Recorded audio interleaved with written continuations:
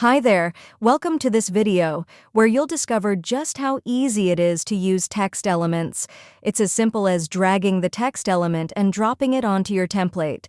Then just double-click to start typing or paste in your text. When you click on your text, you'll see a Properties tab pop up. This is where the fun begins. You can easily adjust the spacing around your text, whether you want to do it all at once or tweak each side on its own. And guess what? You can pick from a wonderful variety of fonts to make your text unique.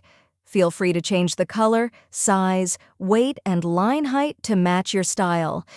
You can also play around with text casing and alignment to get everything just right. Want to add a little flair?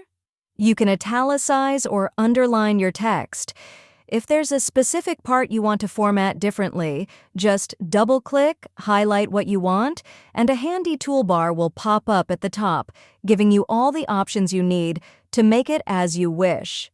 Additionally, you can set letter spacing, add a background color or image, and even customize borders to make your text stand out. Rounding the corners of your element is another fun option. So go ahead, jump into Documint, and have a blast exploring all these creative possibilities. We can't wait to see what you create.